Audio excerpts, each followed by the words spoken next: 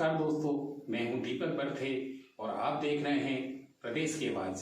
तो आइए बात करते हैं आज की कुछ खास खबरों की। प्रधानमंत्री श्री नरेंद्र मोदी जी ने रविवार को सिवनी जिले के लखनादौन में जनसभा को किया संबोधित। जो अपने बेटों के लिए लड़ रहे वो आपके बेटे बेटी की चिंता कैसे करेंगे। जिन्होंने राजकुमार राम को परमात्मा बनाया, हम उन आदिवासियों के पुजारी प्रधानमंत्री श्री नरेंद्र मोदी। मध्य प्रदेश में कांग्रेस चुनाव नहीं लड़ रही है, उसे पता है कि वह जीतने वाली नहीं है। वो तो चुनाव लड़ने का ढोंग कर रही है ताकि कहीं से चंदा डोनेशन मिलना है तो मिल जाए। कांग्रेस में लड़ाई मुख्यमंत्री की कुर्सी के लिए नहीं हो रही, उन्हें पता है कि मुख्यमंत्री भाजपा का ही बनेगा। कांग्रेस के नेताओं ने लड़ाई इस बात के लिए हो रही है कि आगे चलकर किसका बेटा कांग्रेस का मुखिया बनेगा। प्रदेश के दो बड़े कांग्रेस नेता अपने अपने बेटों को सेट करने के चक्कर में प्रदेश को अपसेट कर रहे हैं। जो अपने बेटों के लिए लड़ रहे हैं वो आपके बेटे बेटी के बारे में क्या सोचेंगे। ये आपके बेटे बेटी के लिए कुछ नहीं कर सकते, और अगर आपके बेटे बेटी के लिए कुछ नहीं सोच सकते, कुछ नहीं कर सकते, तो फिर लोगों को जरूरत क्या है। यह बात प्रधानमंत्री श्री नरेंद्र मोदी ने रविवार को सिवनी के जगदम्बा सिटी मैदान में जनसभा को संबोधित करते हुए कही। प्रधानमंत्री श्री मोदी ने कहा कि चुनाव के समय हर जगह राजनीतिक गुनाभाग करने वाली टोली सक्रिय रहती, जीत हार का हिसाब किताब करती रहती। आप लोग जितनी बड़ी संख्या में मुझे आशीर्वाद देने आए हैं, उसी से साफ हो गया कि विजय किसकी होना है। श्री मोदी ने कहा कि एमपी के मन में मोदी क्यों है, इसकी सबसे बड़ी वजह प्रधानमंत्री गरीब कल्याण अन्न योजना है। कोरोना काल में मेरे मन में एक ही विचार चलता था कि दुनिया में इतना बड़ा संकट आया है, परिवार हर व्यक्ति भय के बीच जी रहा है, बाहर जाना मुश्किल, काम करना मुश्किल। मैंने संकल्प लिया कि इस संकट में किसी गरीब का चूल्हा बुझने नहीं दूंगा, किसी गरीब के बच्चे भूखे ना सोए। इसके लिए मैं रात भर जागता रहा। हमने गरीब कल्याण अन्न योजना शुरू की और 80 करोड़ लोगों को मुफ्त अनाज देने का काम शुरू किया। इसमें मध्य प्रदेश के 15 लाख लोग शामिल हैं। प्रधानमंत्री श्री नरेंद्र मोदी ने कहा कि यह योजना एक महीने बाद खत्म होने वाली है, लेकिन मैं गरीबी से निकला हूं और गरीबों का दर्द समझता हूं। इसलिए हमने यह निर्णय लिया है कि इस योजना को 5 सालों के लिए और बढ़ाएंगे। उन्होंने कहा कि 2014 से पहले कांग्रेस सरकार का हर घोटाला लाखों करोड़ रुपए का होता था, भाजपा सरकार में घोटाले नहीं होते। इस तरह गरीबों के हक का पैसा हमने बचाया है, उसे ही गरीबी के राशन में खर्च करेंगे। घोटाले वाली कांग्रेस और गरीबों की भाजपा सरकार में यही बड़ा अंतर है। प्रधानमंत्री श्री नरेंद्र मोदी ने कहा कि हमारे आदिवासी परिवारों में लखन कुमार जी के मंदिर में पूजा अर्चना करके खेती शुरू करने की मान्यता है। सिवनी की यह पुण्य भूमि शहीद बिंदु कुमारी, रानी दुर्गावती और राजा शंकर शाह की धरती है।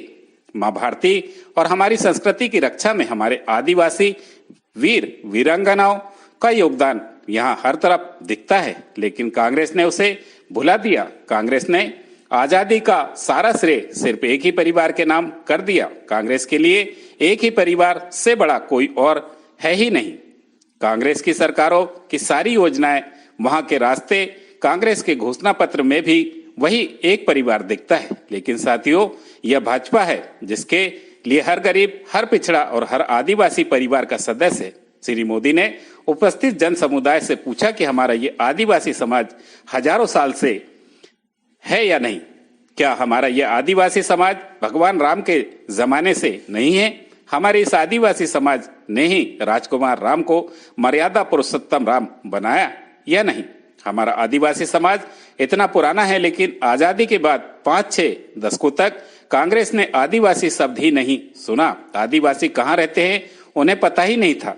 जब स्वर्गीय अटल बिहारी वाजपेयी प्रधानमंत्री बने तो अलग से जनजाति मंत्रालय बनाया गया। आदिवासी भाइयों के कल्याण के लिए अलग से बजट दिया गया। श्री मोदी ने कहा कि कांग्रेस के लोग आजकल आदिवासी क्षेत्रों में जाकर झूठ बोल रहे हैं, उन्हें भ्रमित किया जा रहा है। कांग्रेस ने पहले आपको अंधेरे में रखकर लूटा और आपको गुमराह करके लूटने का खेल खेले जा रहे हैं।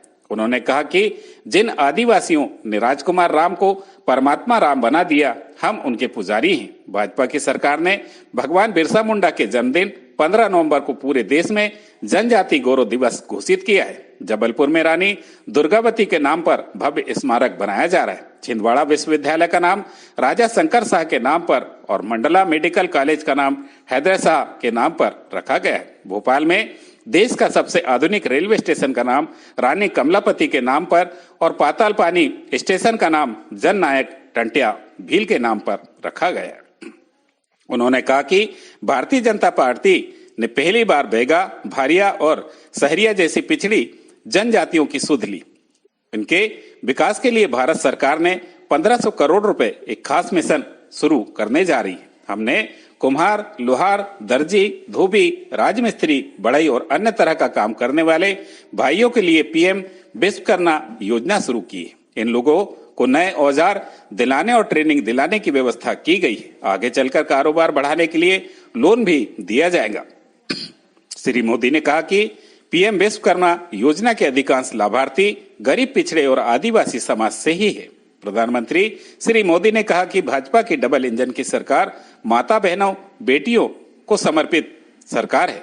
हमने गरीबी के लिए पक्के घर दिए, घर की मालकिन के नाम पर रजिस्ट्री का प्रावधान किया। इससे पहले हर संपत्ति से पुरुषों के नाम पर होती थी। माता बहनों को तकलीफ न उठाना पड़े, इसके लिए हमने टॉयलेट बनाए, गैस कनेक्शन दिए और बिजली कनेक्शन दिए। हम हर घर नल से जल पहुंचाने के काम में जुटे हैं। श्री मोदी ने कहा कि बहनों के सशक्तिकरण के लिए मध्य प्रदेश सरकार ने भी लाडली बहना योजना बनाई है। इस योजना में शामिल बहनों में से अधिकतर गरीब, पिछड़े और आदिवासी परिवारों की है। प्रधानमंत्री श्री मोदी ने कहा कि अगर आप सब मेरी बातों से सहमत है तो मेरा एक काम करें, यहाँ से जाने के बाद हर घर जाए और उस घर के लोगों को बताए कि मोदी जी आए थे और उन्होंने आपके लिए यह संदेश दिया है। जनसभा में केंद्रीय मंत्री श्री प्रहलाद पटेल, श्री फग्गन सिंह कुलस्ते, सांसद ढोल सिंह बिसेन, प्रभारी महामंत्री व सांसद सुश्री कविता पाटीदार, प्रदेश मंत्री श्री आशीष दुबे, छिंदवाड़ा सिवनी बालाघाट के सभी भाजपा प्रत्याशी व छिंदवाड़ा जिलाध्यक्ष श्री प्रियवत सिंह, बालाघाट जिलाध्यक्ष श्री सत्यनारायण अग्रवाल और सिवनी जिलाध्यक्ष श्री आलोक दुबे मंचासीन थे। प्रदेश की आवाज के लिए दीपक बर्थे की रिपोर्ट। कांग्रेस मुख्यमंत्री की कुर्सी के लिए नहीं लड़ रही है, वो तो उन्होंने माना है तो भाजपा का यहां पक्का है।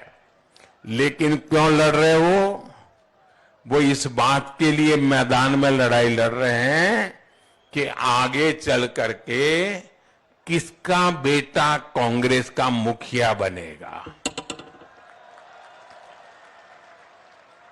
कपड़े फाड़ने में लगे हैं, एक दूसरे के कपड़े फाड़ और लड़ाई यही है कि इसका बेटा कांग्रेस पे कब्जा करेगा कि उसका बेटा कांग्रेस पे कब्जा करेगा। यहां के दो बड़े नेता अपने अपने बेटों को आने वाले दिनों में सेट करने के लिए मध्य प्रदेश को अपसेट करने में लगे हुए हैं।